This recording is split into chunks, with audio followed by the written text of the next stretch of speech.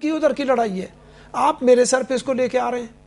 مجھ سے آپ جس انداز میں پولیٹیکلی بات کریں گے میں آپ کو پالیٹکس اس انداز میں یہ کرنا ہے. ایک چھوٹی سی گزارش, پھر اپنی فارن پالیسی اتنی بہتر کر لیں کہ آپ اگر آپ یہ سمجھتے ہیں کہ یہ چائنا کی جنگ اگر آپ لڑ رہے ہیں. میرے پیارے ذرا ایک بات میری سنو گے تو نا سمجھیں گے آپ اس کو. جب میں نے ایک چیز اوپن کیا تو تھوڑا سا ڈیٹیل مجھ سے سنا کرو. ابھی امریکہ ہمیں نہ دے, ہم مزید قرضدار ہو جائیں گے. اس سال کے آخر میں اگلے سال 11 آپ کو پتہ ہے کتنا بلین ڈالر ہمیں قرضے میں واپس کرنا پڑے گا, آئی ایم ایف کو یا پورے بینکوں کو, چاہے لوکل بینک ہو چاہے انٹرنیشنل بینک ہو. آپ کو 11 ارب ڈالر دینا پڑے گا.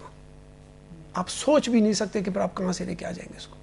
تو یہ کس کی غلطی؟ سن تو صحیح, یہ میری غلطی نہیں ہے. یہ کس کی غلطی ہے؟ بیڑا غرق ہو جائے ضیاء الحق کا کہ اس نے اٹھ کر کے اس وقت بھٹو صاحب کو نہ لے جاتے. بھٹو نے آنکھوں میں آنکھیں ڈال دیا تھا اس وقت آپ لوگوں کو سمجھ نہیں آیا. کیوں چھوڑ دو بھائی, کیوں وہ زمانہ نہیں کہ آپ سننے کو تیار نہیں, آپ سننے کو تیار نہیں ہے. جب آپ اس وجہ سے سننے کو تیار نہیں ہے کہ جب میں نے آپ کو حقیقت پسندی سے بات کرنے کو, جب بھٹو نے آنکھوں میں آنکھیں ڈال کر کے امریکہ کی بات کی تو آپ میں سے چل آدمی بک گئے اور بھٹو کو اتار دیا, پالیسی ختم ہو گئی.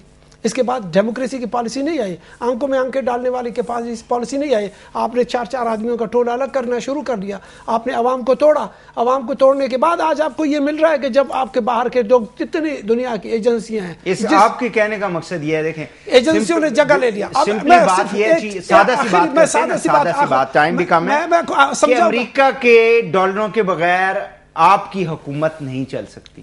نہیں, میری حکومت نہیں, یا کوئی بھی حکومت نہیں. پھر بھی آپ کو لفظ استعمال کروں, ہماری حکومت نہیں, امریکی مفادات کی جو جنگ ہے جو اس وقت پاکستان کے سر پہ آ کر کے بیٹھ گیا. میرے جرنلز مارے گئے, میرے بریگیڈیئر مارے گئے, میرے سیاستدان مارے گئے, میرے وزیر مارے گئے, میرے علماء مارے گئے, میرے کاروباری حضرات مار گئے, میرا انڈسٹری بیٹھ گیا, میرا پورا سسٹم بیٹھ گیا, میں ایک ڈیولپمنٹ نہیں کر سکا. اس کو چھوڑ دیجئے. امریکہ ادھر خود مارا جا رہا ہے. اگر وہ مجھے پیسہ نہیں کہے, یہ جنگ ہم چھوڑ دیں گے.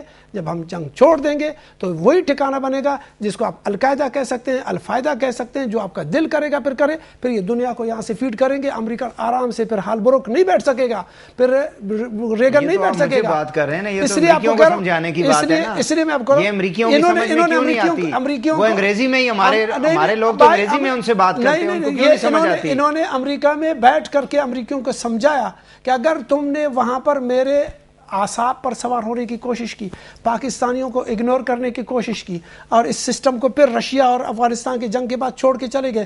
پھر ہال بروک ان کو کہتا ہے کہ سر پچھلی دفعہ بھی ہم بھول گئے تھے, آج پھر بھول گئے, پھر اب آپ کو قبائل کو بھی بلایا.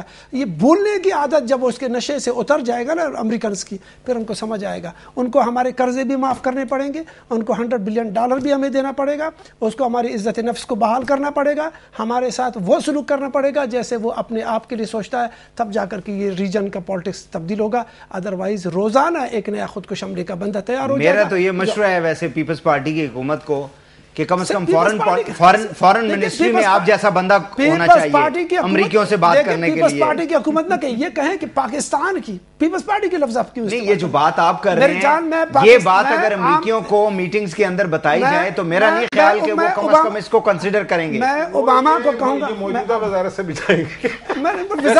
وزارت ہمارا میرا سبجیکٹ نہیں ہے سر جی. میں تب ہم صحیح ہوں گے اگر ہم ایک پارٹی